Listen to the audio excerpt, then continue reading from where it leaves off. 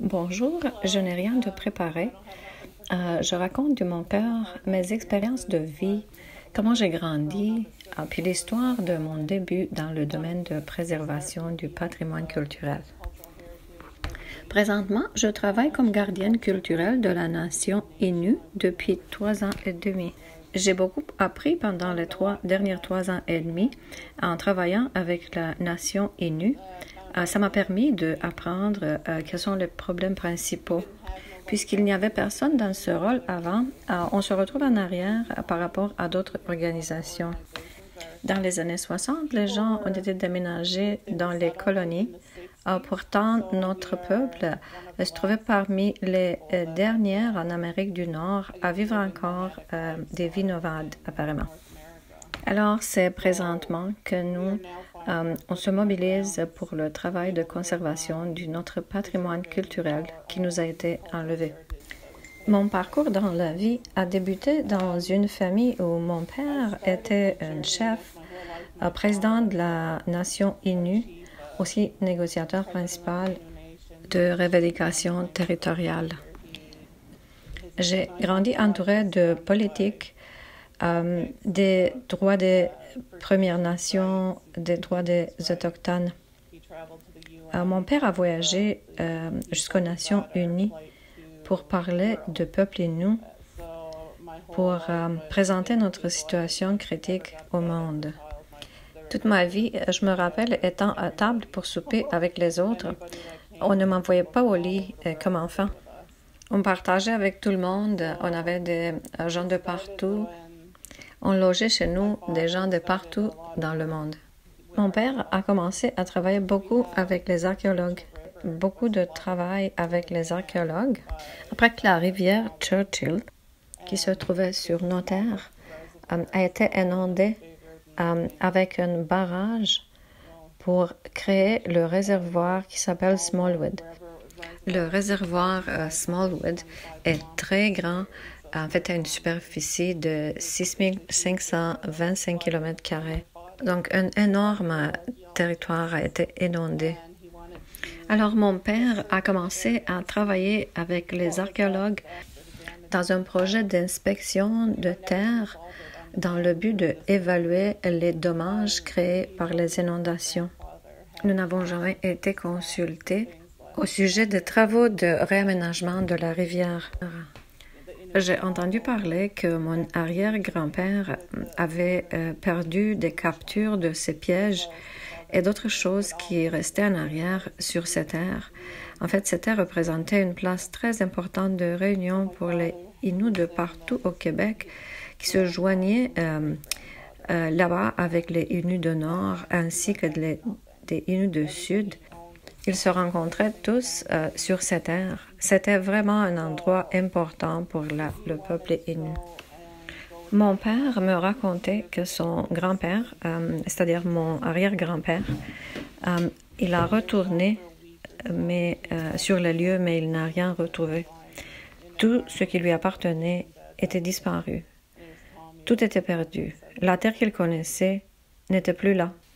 Alors, lui, il est allé avec les archéologues pour déterminer s'il pouvait récupérer quelque chose, s'il restait aucune trace de peuple Innu. Ils étaient partis pour à peu près une semaine et je me souviens les histoires qu'ils me racontaient en revenant. Je me souviens comme enfant être couché au lit. Il me gardait dans ses bras et me racontait tout ça quand j'avais 7 ans. Il me disait qu'il en restait rien du tout, qu'il ne restait pas de traces de l'existence de peuples Innu sur ce territoire aussi important, que tout ce qu'on connaissait est disparu, tout a été effacé. Il disait que tout ce qu'ils ont trouvé était saurouillé et des petits morceaux des assiettes et d'autres restants, mais qu'il ne restait absolument rien, comme nous n'avons jamais existé sur cette terre importante. Cela m'a resté dans la mémoire pour toujours. Ils m'ont raconté qu'un jour, lui et mon oncle Dominique se reposaient après une journée fatigante, après avoir inspecté le terrain, que tout était inondé, des arbres tombaient à terre, partout c'était très difficile à marcher. Alors, il était vraiment découragé de ne pas avoir rien trouvé. Assis au bout d'une colline, contemplant les ruines en bas, il se lamentait du fait que rien n'avait resté, que tout était détruit. Comme ça, en parlant et regardant en bas de la colline, ils ont aperçu quelque chose qui semblait être une roche bizarre.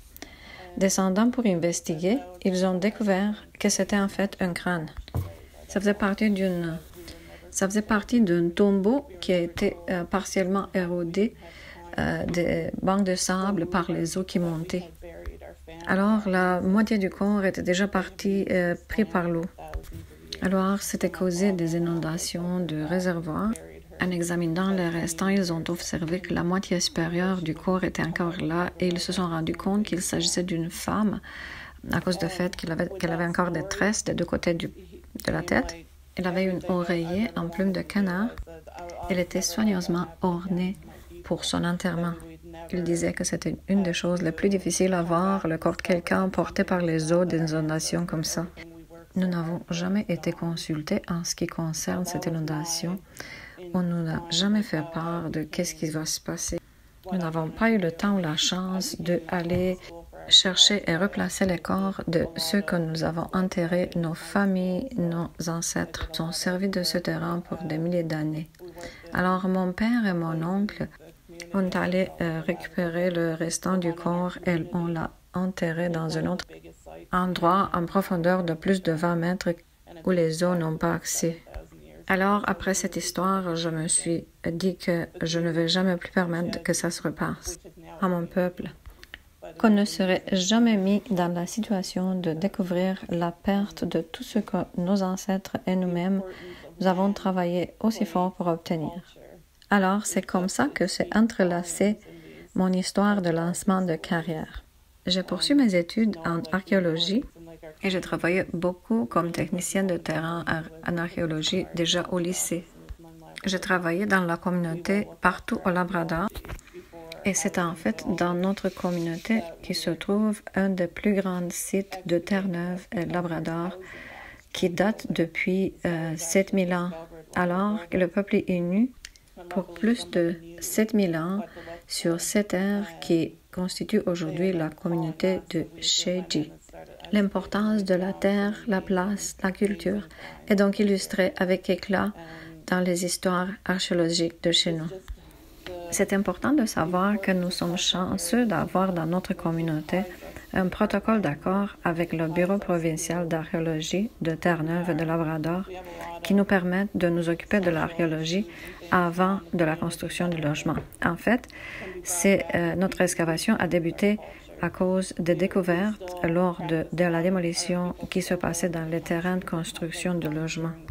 Heureusement, quelqu'un était au courant de quoi chercher. Alors, on nous a téléphoné et nous avons trouvé dans cette zone des choses vraiment extraordinaires. Le patrimoine culturel est tellement important car c'est notre lien avec la terre et avec notre identité. Je pense que beaucoup de défis sociaux que nous avons présentement dans la communauté pourraient être renversés si on se reconnecte avec notre culture. Notre peuple pratique toujours le retour à la terre, comme au printemps, quand les oies et les canards retournent du sud.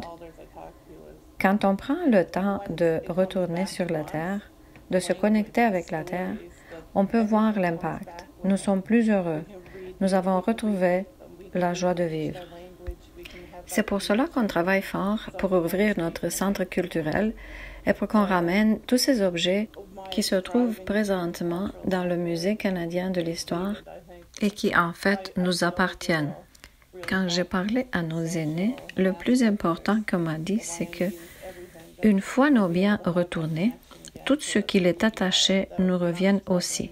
Le langage, les histoires, on peut le lire, on peut le recréer, on peut l'enseigner, on peut enseigner la langue, on peut retrouver la connexion qui nous a été enlevée. Alors, je crois fortement que les efforts envers l'ouverture du centre culturel seront bénéfiques sur l'aspect social. L'accès à nos terres nous aidera à regagner la connexion à notre identité. On n'aura plus besoin de se poser des questions par rapport à notre identité. Pourquoi? Pourquoi? Nous avons toujours le pourquoi. Pourtant, je crois qu'être capable de se connecter à notre terre et à notre culture et de pratiquer les coutumes qui nous ont été interdites va avoir une contribution importante à ramener tout à l'ordre.